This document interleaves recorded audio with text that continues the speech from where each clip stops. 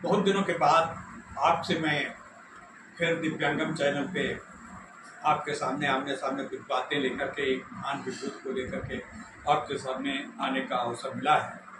काफ़ी दिनों से कुछ ऐसी व्यस्तताएं रही जिससे कि हम आपके समक्ष बहुत अच्छे वीडियो प्रस्तुत नहीं कर पाए, लेकिन आज पुनः उसकी शुरुआत कर रहे हैं और ज़्यादातर संभावना है कि प्रतिदिन ही कुछ न कुछ नया आपको मिलता रहेगा। तो मित्रों नमस्कार, दिव्यांगम यूट्यूब चैनल से मैं विष्णुकांत मिश्र आपको फिर मिलवाने जा रहा हूं आध्यात्मिक गुरु, सामाजिक चिंतक आदरणीय श्री सुनील कुमार श्रीवास्तव जी से। श्री सुनील कुमार श्रीवास्तव जी से कुछ आध्यात्मिक विषयों पर चिंतन के कई वीडियो आप देख चुके हैं। आज उसी क्रम में कुछ नया और कुछ नई परंपराओं और कुछ नए जो हमारे अंदर व्याप्त हैं पहले से अंधविश्वास, उनको दूर करने का प्रयास करने का किंचित मैं चिंतन कर रहा हूँ कि उनसे पूछूं और गुरु जी से पूछूं कि क्या इस प्रकार की जो भावनाएं हैं और क्या जो हमारे प्रचलन में कुरीतियाँ हैं उनको, अंधविश्वासों को दूर किया जा सकता है। तो आज का टॉपिक है अंधविश्वास हम अपने बीच से कैसे दूर करें। तो गुरु जी से इसी विषय पे हम आज वार्ता करने वाले हैं। आदरणीय श्री साहब का अभिनंदन। मित्रों नमस्कार। श्रीवास्तव जी, आज हमारे दर्शकों की तरफ से बहुत सी बातें हैं। कभी आपने देखा होगा कि कोई चलने लगता है तो अगर छींक हो गई तो रुक जाता है, अरे छींक हो गई नहीं चलेगा। किसी ने तेल का क्या नाम ले लिया, खत्म हो गया। और किसी ने कुछ बात कही, कभी दिखाई पड़ गया, मतलब एक आँख का नेत्रहीन व्यक्ति दिखाई पड़ गया, अरे एक तो बड़ा खराब हो गया। इन सब विषयों की ये जो प्रथाएं और जो हमारे अंधविश्वास हैं, इनके विषय में आपका क्या ख्याल है? क्या क्वेश्चन आपने पूछा है।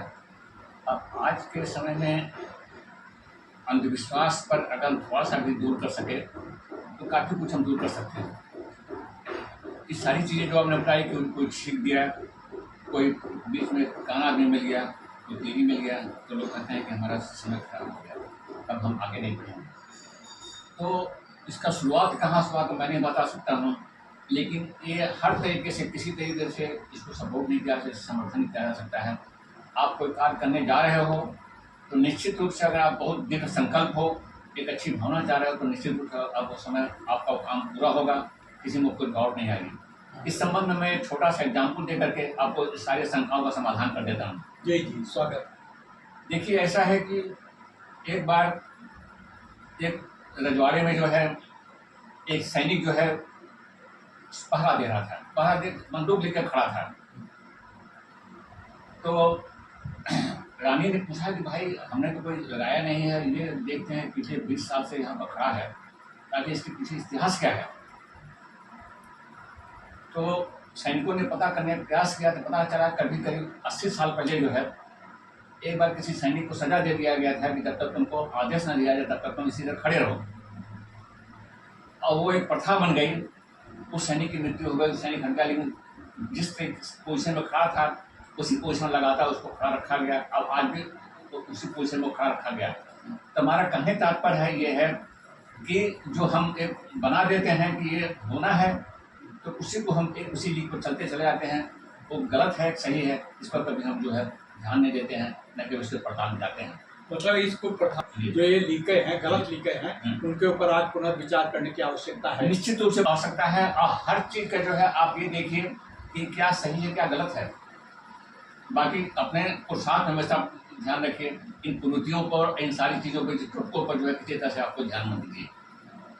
अब जैसे भी है बिल्ली एक मतलब इस जीवों की तरीके से वो भी एक जीव है और उसका भी जाना आना जिस प्रकार से सामान्य मनुष्यों का है उसी प्रकार से उसका पशु है। वो अपना तो बेचारी छपी रहती, लेकिन अगर रास्ते में अगर आपके घर की भी बिल्ली है पली हुई, अगर आग पे रास्ते निकल जाती तो अरे अरे भाई हटाओ, यह शुरू हो गया। इसके पीछे क्या चिंतन है, क्यों? वही जो हमने बताया वही चिंतन है कि जो एक पहले से जो एक माइंड सेटअप है कि हमारे दिमाग में है कि एक बिल्ली रास्ता काट दी तो हमारा अशुभ हो जाएगा, बस इसके अलावा और कोई चिंतन नहीं है। ठीक है ना? अच्छा, से तेल का नाम ले लें जिससे इन्हें क्या हो जाता है, का नाम लोग ले लेते हैं। तेल हमने कहा सारी चीज़ों का अलग अलग पूछे सकते हैं, अपना थोड़ा समय वो करेंगे। जितनी भी सारी कुप्रथाएं हैं जो भी हमारे दिमाग माइंड सेटअप में आ गया कि तेल से और बिल्ली से और छींक से, सारी चीज़ों से जो है हमारा जो है अपशगुन हो सकता है, ऐसा कुछ नहीं है।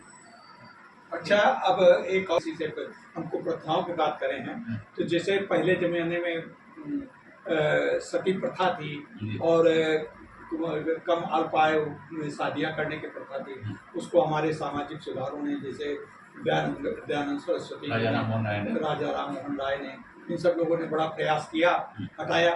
लेकिन अब भी कुछ इलाकों में जो ट्राइबल जगहें हैं, जो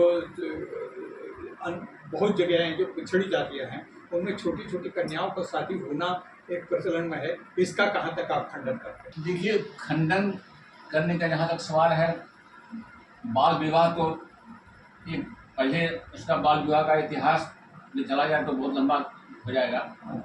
बाल विवाह ही जो अपने में गलत है। अब पहले तो ऐसे शादी होती थी कि जो बच्चे बच्चियों को पता ही नहीं था कि हमारा शादी हो रहा है। बच्चा जो है 2 साल 3 साल का है, वो भी बच्ची 1 साल की है, उसको लड्डू खिला दिया गया तो बड़ा खुश हो गए कि हम लोग लड्डू खा रहे हैं। इसको पता नहीं है कि जो है हमारी शादी हो रही है। तो जब 2 साल 3 साल में तो बच्चे को शादी ब्याह होगी तो निश्चित रूप से जो है थोड़ा जब आगे बढ़ेंगे थोड़ा उनका उम्र बढ़ेगा, उनकी अल्पायु मृत्यु हो सकती है। तो इसको एक तरह के तरीके से जो है इसको सरकार ने भी बैन कर दिया। नहीं, बैन तो बाद में किया। कहने मतलब जो आपने अभी बताया कि वो सती प्रथा की शुरुआत किया गया, तो सती प्रथा इसी क्रम में शुरुआत किया गया कि ऐसे बच्चों का जो कि बेचारी बिल्कुल ही निरापराध हैं और जिनको किसी तरीके से जो है कहीं कोई वो नहीं है, उनको जो है सती प्रथा में डाल दिया गया। इसका बाद में जो है हमारे समाज सुधारकों ने, राजा राम मोहन राय, हम लोगों ने बहुत ज़्यादा इसका विरोध किया और एक कानून बनवा दिया।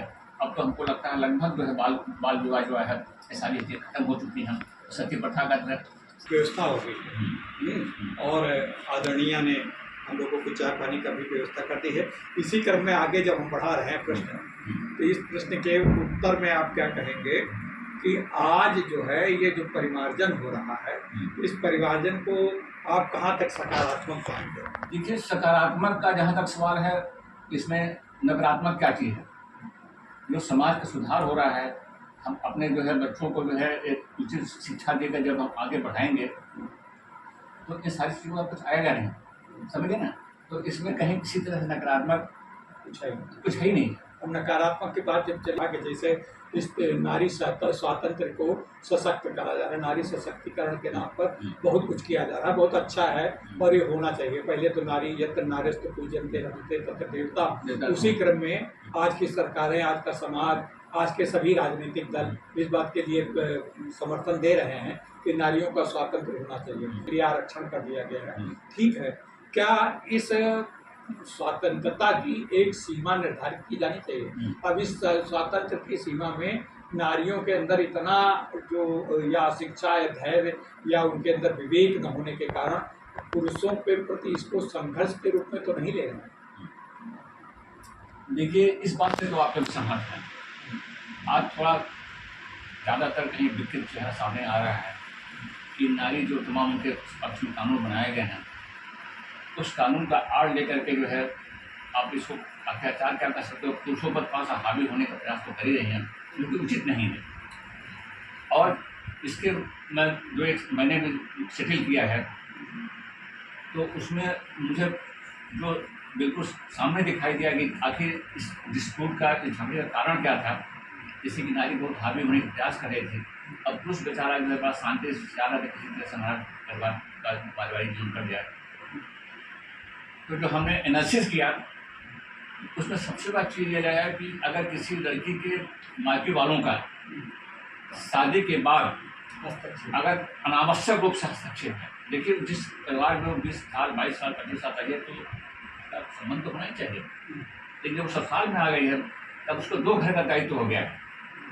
तो अगर मायके वालों का अनावश्यक रूप से हस्तक्षेप रहेगा तो निश्चित रूप से जो है परिवार खंडन टूट जाएगा। अगर लड़का थोड़ा सा भी अपने उसको है कि हम अपने माँ बाप को नहीं छोड़ेंगे, तो उसमें कहीं न कहीं जो है हमको जो है हस्तक्षेप करना पड़ेगा। क्योंकि तो लोग हो जाते हैं, लेकिन ये उचित नहीं है, ठीक नहीं है।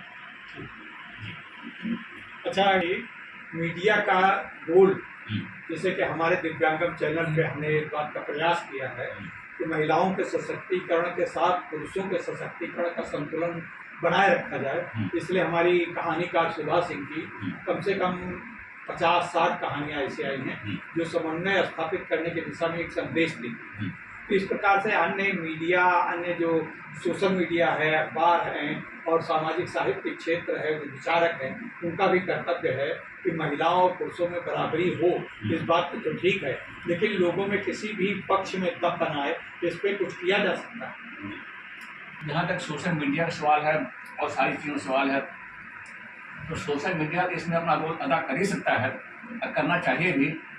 और लेकिन जहाँ तक मैं समझता हूँ कि सोशल मीडिया का रोल पर बहुत ज़्यादा प्रभावित तब तक नहीं होगा जब तक कि लड़की और लड़का दोनों ही के अंदर चेतनता नहीं आई कि हम जो कार्य करने जा रहे हैं, इससे जो है हमारा जो है भविष्य कहाँ जाएगा, बच्चों जो हमारे बच्चे हैं उन पर क्या असर पड़ेगा, इसको बहुत हमको बारीकी से सोचना पड़ेगा, तभी हम कुछ कर सकते हैं।